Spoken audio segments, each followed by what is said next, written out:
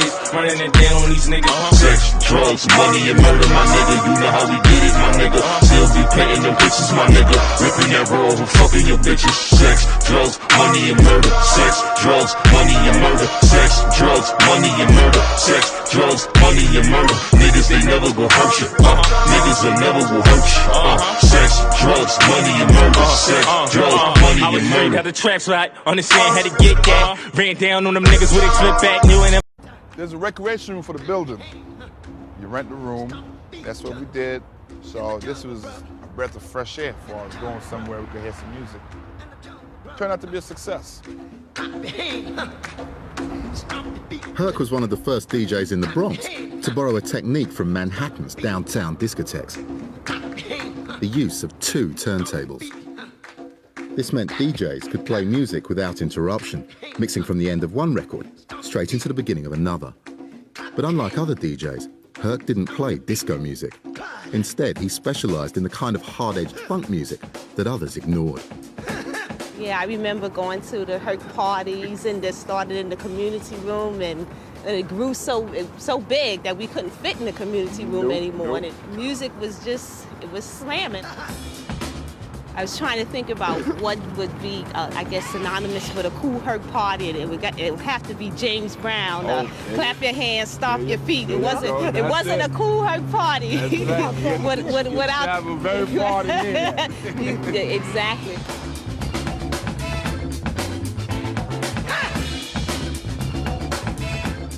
What singled out Herc as a DJ was his keen eye for crowd reaction. He noticed that the energy on the dance floor hit a peak during the instrumental breaks in the records, the point when the singing stops and the music carries on. From this simple observation, Herc came up with an idea that would become the basis of hip-hop. One night, I'm waiting for the record to play out. I said, I wonder if I put that to myself. I said, if they're waiting for this particular break and I have a couple more records that's got the same breakup in it, I wonder how would it be if I put them all together. And I told them, I said, I'm going to try something new tonight. I'm going to call it a merry-go-round. Herc's merry-go-round meant that instead of playing whole records, he would play just the instrumental breaks, mixing between them to create a continuous dance rhythm. I started out with James Brown, clap your hand, stomp your feet. That part right there, when the break, boom, I had to come in with bongo rock.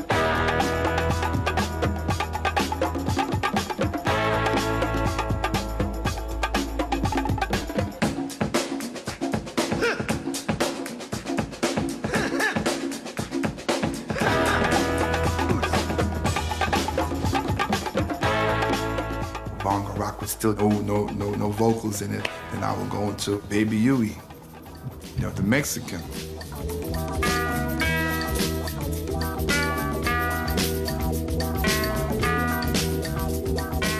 And it was like, whoa, I think we got some hit, you know, because people was like, oh, whoa, everybody was like, yeah, I'm feeling this, oh, yeah, you know.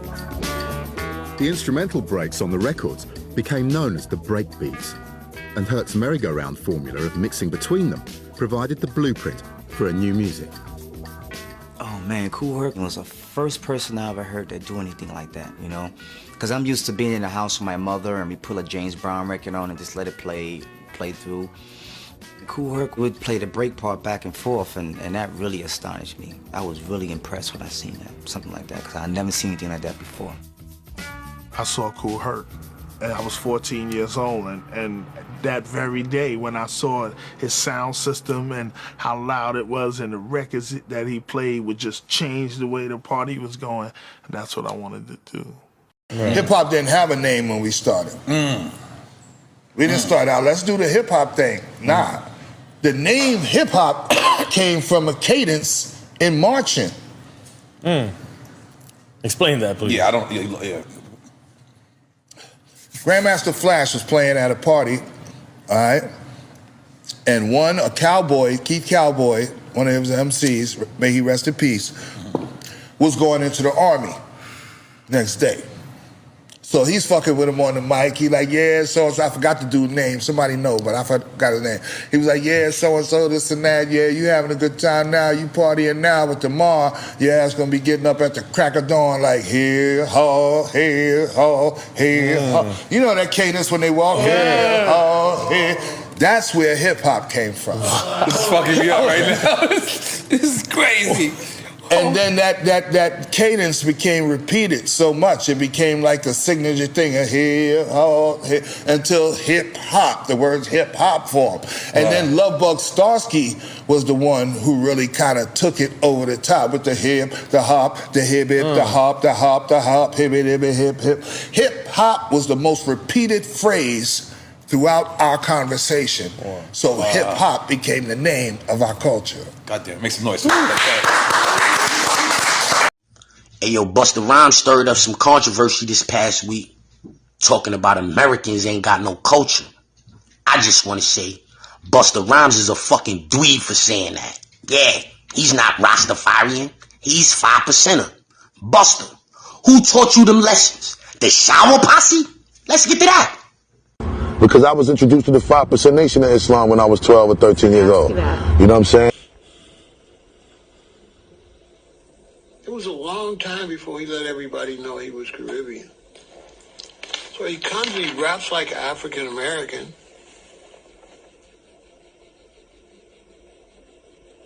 A bunch of our shit is what makes the U.S. whatever you want to call it. We still don't know what that culture is for the U.S., but it's a mix-up of all of our cultures in the urban community. You know, the Latino and the West Indian has the greatest influence, and we've always had, and we'll always will, and it's just been that way. So I've actually been influenced by the Latino community, which allows me to feel that much more comfortable putting my West Indian influence in my music, because they made me feel that much more proud to be like, yeah, man, means I Jamaican and I say it. You want to talk music? Look at this picture. Who's copying who? On one side you got Smokey Robinson and the Miracle. Other side you got Bob Marley and the Wailers. Who is copying who?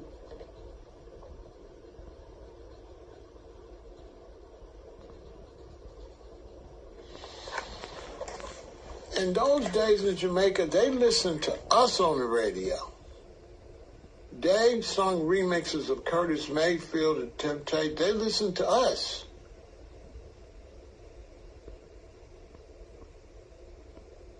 I mean, Busta Rhymes, does he really want to get this work?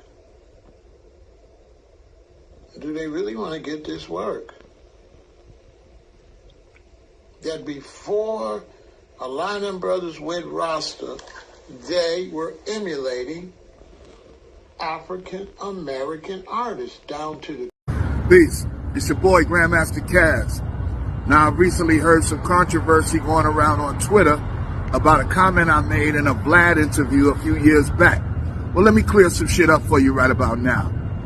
Some of the first Latinos in hip-hop were down with me. Disco Wiz, Charlie Chase, Joe Conzo, the man who took hip-hop's baby pictures, Prince Whipper Whip, okay? All Latinos, all part of my crew, okay? So there's no way that I could talk about there not being a Latino presence in the culture of hip-hop. Now, I've stuck my foot in my mouth a couple of times on Vlad interviews, and they probably caught an off, you know what I mean, comment or something like that. But let me clear that up. For all my brothers, my Latino brothers and sisters in hip-hop, I've been an advocate since day one. So knock the bullshit off. Peace. Hey, yo, Busta Rhymes stirred up some controversy this past week, talking about Americans ain't got no culture. I just want to say, Busta Rhymes is a fucking dweeb for saying that. Yeah, he's not Rastafarian. He's 5%er. Busta, who taught you them lessons? The shower posse? Let's get to that. Because I was introduced to the 5% Nation of Islam when I was 12 or 13 years old. You know what I'm saying? It was a long time before he let everybody know he was Caribbean. So he comes and he raps like an African American.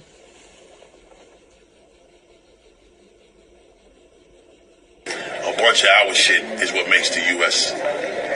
whatever you want to call it. We still don't know what that culture is for the U.S., but it's a mix-up of all of our cultures in the urban community.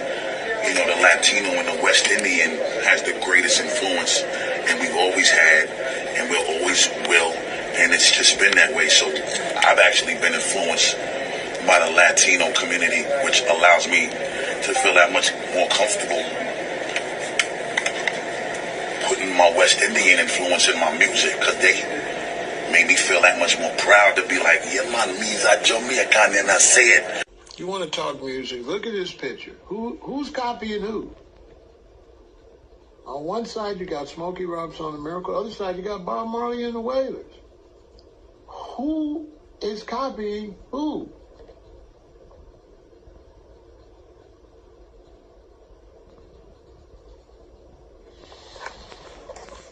In those days in Jamaica, they listened to us on the radio. Dave sung remixes of Curtis Mayfield and Temptate. They listened to us.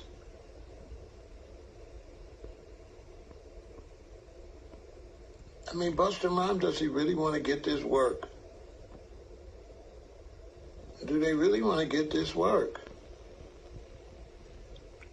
That before Alina Brothers went roster, they were emulating African-American artists down to... But it still does not negate the history of the culture and the history of how it Latinos and blacks started. created hip-hop. If you go to Wild Style, the first hip-hop movie, you will see the Cold Crush Brothers. Their DJ was Charlie Chase, Puerto Rican. And you'll go to the battle that they had with Romantic, which was the first Puerto Rican MC. Ruby D was in there with the Fantastic Romantic.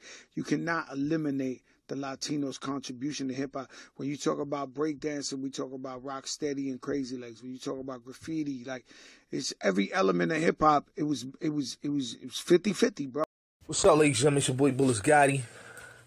So, I'm about to do another video. I want to talk about FBA, the whole FBA conversation with hip-hop, right?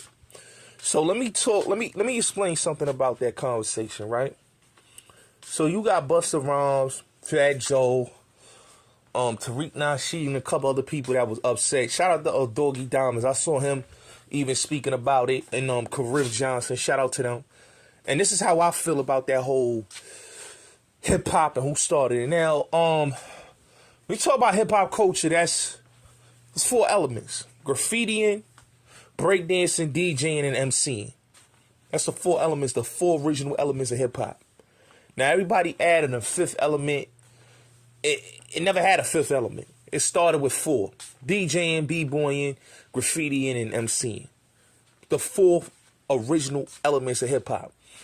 Now, when you talk about the original elements of hip-hop, you talk about the hip-hop culture, right?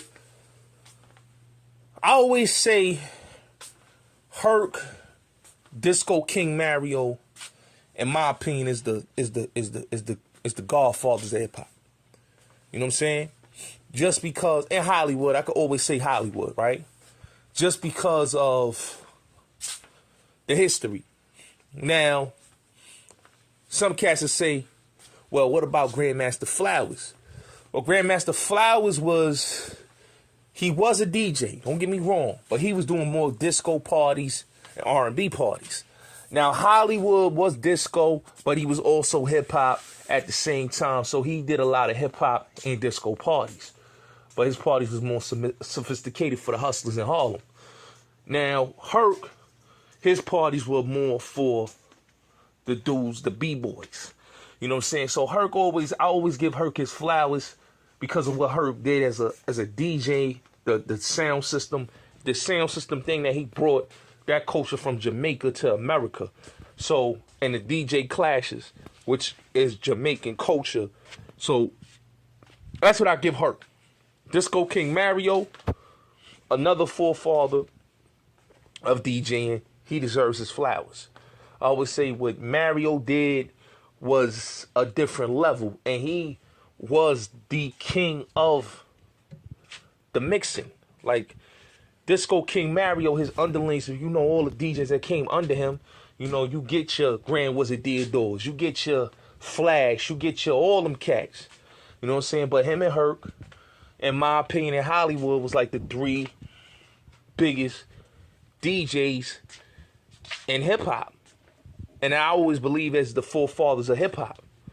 Now a lot of dudes that say, oh, Flowers, what about Flowers? Like I said, Flowers is a forefather, don't get me wrong. But Flowers parties was more strictly R&B, disco. It was those type of parties. Like he was the first DJ to be at Yankee Stadium, DJing at when James Brown came to Yankee Stadium in '68. You know what I'm saying? So his history is very legendary. DJ Flowers is very legendary for being in Brooklyn. You know, you had DJ Clyde. You had a lot of DJs that is legendary. But when it comes to Herc deserves that conversation of the forefather because he is a forefather of hip-hop. Now, when it comes to Puerto Ricans in the game, like I had there's a whole discussion about Jamaicans and Puerto Ricans. Well, you got to look at the time. You got to look at where hip-hop culture started in the Bronx. Okay, it started in the Bronx. Don't get me wrong. You had Brooklyn, you had Queens, you had Harlem, but the Bronx is where the culture started. Okay, in Sedgwick Ave. We could say it didn't, but that was the first party, the first initial party, hip-hop party, b-boying party, was in Sedgwick Ave. Okay, Herc, that was Herc party. That was a legendary party. You know, next year will be 50 years of hip-hop. And, you know, that party is what made what we know now as hip-hop. Now, when dudes say, oh, but hip-hop, dudes was doing hip-hop, and I always say this, right, when they talk about rap, right? Rap is not a culture. Hip-hop is a culture. Like I said, rap is... A lot of people rap. A lot of people rhyme. You know, playing the dozens is like rhyming. It's like rapping. Okay?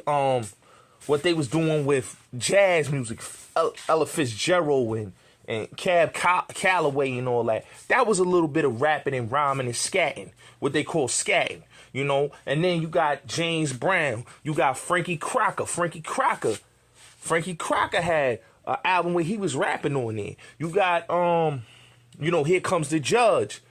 You have records where you hear brothers is rapping, but rapping is not all of hip-hop. So when I hear dudes, the FBA and ADOS do, and don't get me wrong, I'm all for FBA, I'm all for ADOS, but we not going to sit here and lie about hip-hop culture.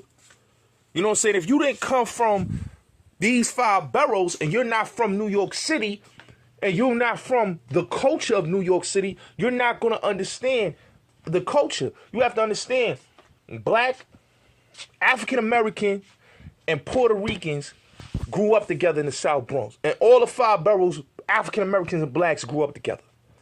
So when they say they're part of hip-hop culture, they're not a guest to the culture.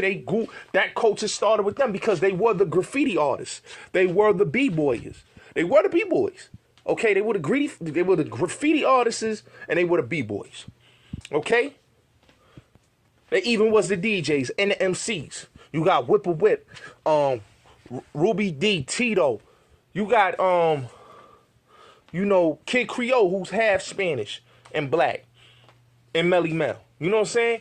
You got Charlie Chase and many others that was in the culture that was Latin, that was Puerto Rican and black. So when they talk about, you know, when I listen to Buster speaking the facts, Fat Joe speaking the facts, even Grandmaster Cash even had to chime in and speak the facts on it, because we not going to sit here and lie and say like Puerto Ricans wasn't involved in the culture, Jamaicans wasn't involved in the culture, because you got to understand they lived in the Bronx. The Bronx is predominantly an African-American, Jamaican, and Puerto Rican area. Okay? Predominantly. Since the 60s, going on to the 70s, 80s, 90s, even before the 60s. Like, yeah, the 60s, 70s, 80s, and 90s. Predominantly until now. It's predominantly black, Puerto Rican, and Jamaican. You got the Dominicans later, but it was black, Puerto Rican, and Jamaican. That's the majority of the people that was living in the South Bronx at that time. So that's predominantly the culture. Yes, they was playing that pachanga. Yes, they was playing, they talk about the rental. Yeah, we get all that. But I'm not going to take nothing away and say like, oh, nah, they wasn't a part of the culture, because hip-hop came from gang culture. The first party started off of a gang truce. of killing Black Benji. If you know the story, you know the history, it came off of a gang truce between all the gangs. That's how hip-hop culture started. So when, you know, Busta saying what he's saying, I agree with Busta. I agree with Fat Joe. You know, I agree with many Grandmaster Caz. I agree with them. But now when Tariq Nasheed and these other dudes that's not from New York, that don't know the culture, they talking about rap. Rap is not hit. That's not the culture. Like when they talk about the elements, that's not the elements in hip-hop. The original 4 elements is b-boying, breakdancing, graffitiing, and MCing. That's it. It's 4 elements. It's not no 5. It's not no 6. It's only 4 elements. 4 original elements. That's how hip-hop was started, by 4 original elements. Okay? So that's how the culture started. Now, when dudes want to talk what they want to talk, I get it. But you dudes don't know the culture, so don't butt in if you don't know the culture. Y'all want to talk that FBA 80s thing? I get that. But don't try to rewrite hip-hop culture and mix it up with rapping, because rapping is not just hip-hop culture. Like I heard a dude say, knowledge. Knowledge is not a part of the culture. It was never, like, don't get me wrong. Later on, they added different elements. That's later on.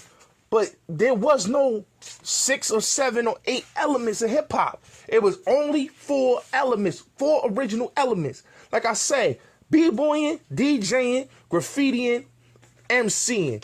That's the 4 original elements of hip hop.